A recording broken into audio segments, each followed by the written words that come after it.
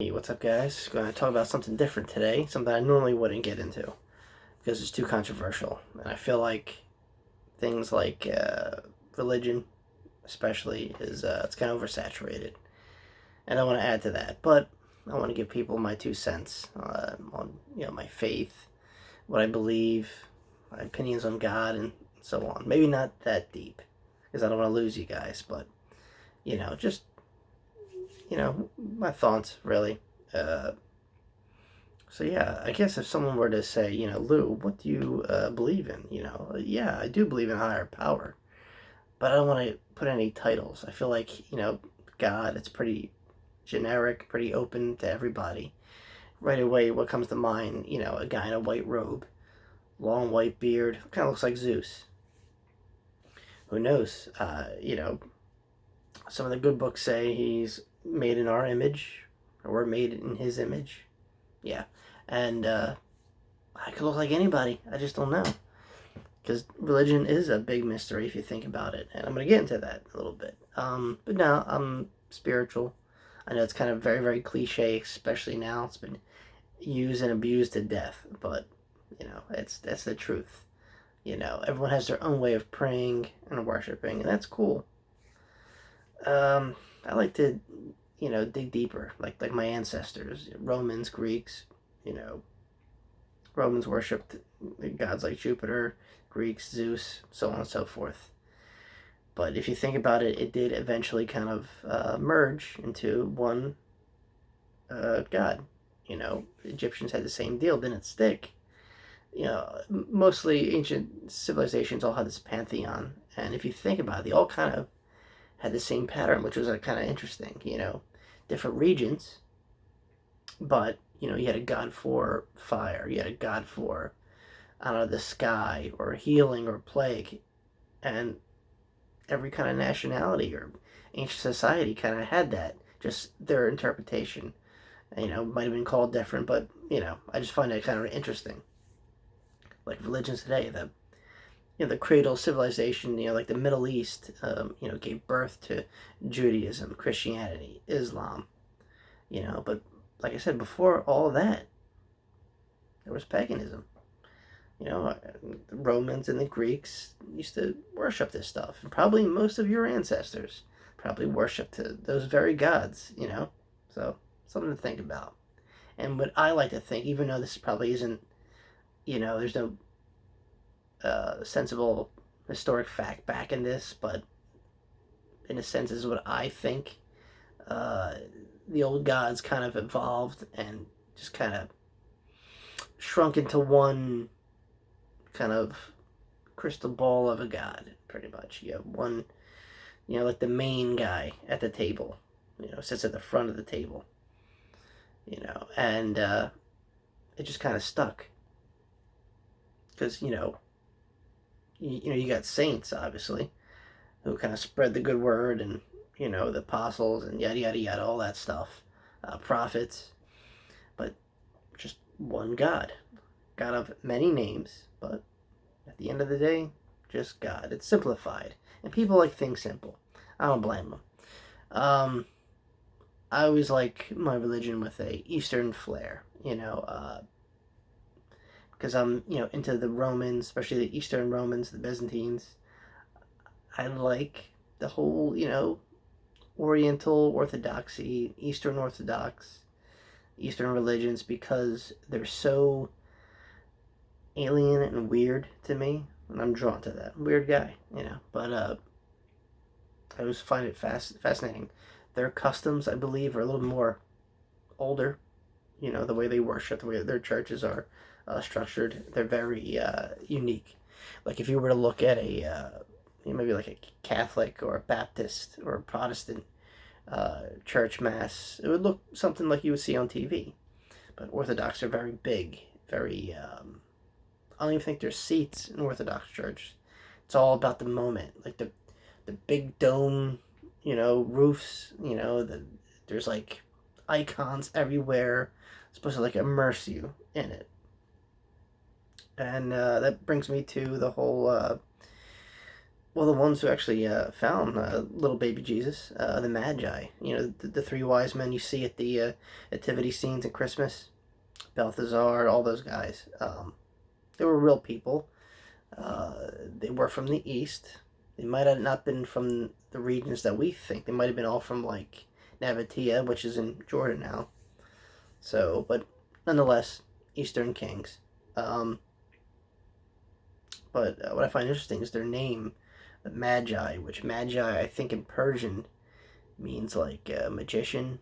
It's just another form of someone does like magic or sorcery. Now I'm not talking about like Harry Potter, wizards and sorcery, that kind of stuff, but uh, like a mystic, someone who knows how to wield power and like I don't want to say a cult. It's kind of not what I'm leaning towards, but like a priest kind of figure, like a Zoroastrian priest. Like in Persia, they would have these Zoroastrian guys that would, you know, light fire and all that stuff.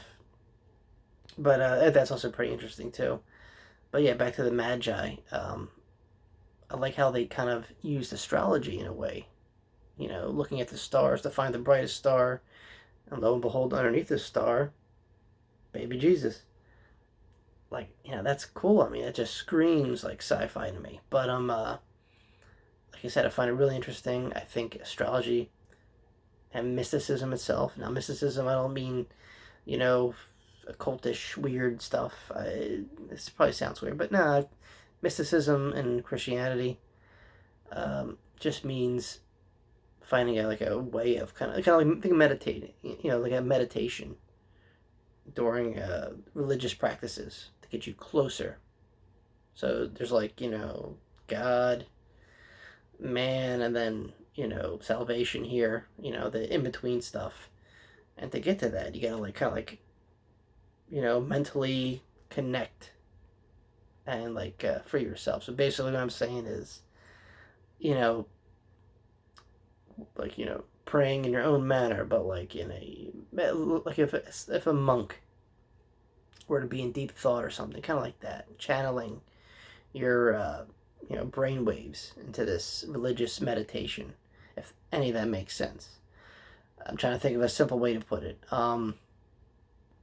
Just like kind of being in touch, with your creator, but through like a spiritual way, like not physically shouting and raising fist pumping all that stuff. Nah, but like kind of like just, controlling your breathing, that kind of stuff. Meditation. That's what I'm getting at. Mysticism is a way of connecting through like meditating and those private practices to get a better understanding and getting through it to your creator. I think that's neat, because what went from with the pagan worshippers, they would go into long bouts of meditation too. They would offer sacrifices, sometimes money, light a candle. If you think about that, that kind of carried over. Not the sacrifice an animal part, but like lighting candles at mass or at church, the incense, all that stuff. Giving thanks to the creator and all that stuff.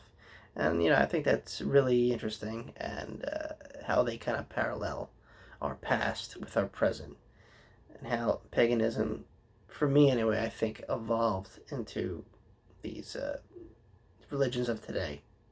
And yeah, like I said, I kind of favor the eastern side of Christianity.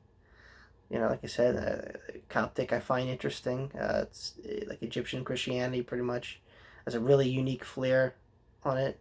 The Ethiopian Orthodox Church is even more out there, very, very different, very kind of their culture is very like, I don't want to say tight knit, but like unique, because they were surrounded by, Muslim tribes, so they were cut off from the rest of the Christian world. So, still being devout Christians, they had to like develop into their own thing, and it's pretty interesting if you look into it. Yeah, other than that, it's just the rituals they do. The Eastern Orthodox, when they pray, and like I said, with the Coptics to use phrases that are based off of ancient Egyptian, which is kind of interesting too. That's like, whoa, mind blowing. Because Coptic writing, I think, is like a combination of Egyptian and Greek, something like that. So all this stuff has depth and age and ancient traditions that are still carried today. And like I said, that's why I kind of gravitate towards that, because it's different, uh, which interests me. And yeah, I feel good about it. I like it. I like learning about it, and it's definitely, if it's you're seeing it for the first time, it's definitely pretty neat when you kind of go through like the rabbit hole of searching all sorts of Eastern Orthodox traditions or Coptic traditions. Even Armenians and Georgians have their own kind of thing going on. Most of Eastern Europe has the same religious practices. Not all of them, but some. And like I said, another good example are the Russians. Really, really proud Orthodox Christians. And those cathedrals they have, the churches look like these monument Dairy Queen ice cream cones, which are pretty neat. And you got St. Basil's Church. Look that up in Russia. That's, like I said, you'll get an idea of how foreign it is as opposed to like a Western church. But yeah, like I said, I never really had too much to say. I don't like getting into biblical debates and all that stuff, because it's a never-ending story of arguments, especially today. People take things way too serious. But I just want to shine some light, tell you guys how I view the whole religious thing, and what kind of flavor I'm picking at. So there you go, in a nutshell. Thanks for listening, guys. It's October. Yeah. So, that's really all I gotta say. And feel free to add something. That's why this is here. Use it, Alright, guys. Until next time. Peace.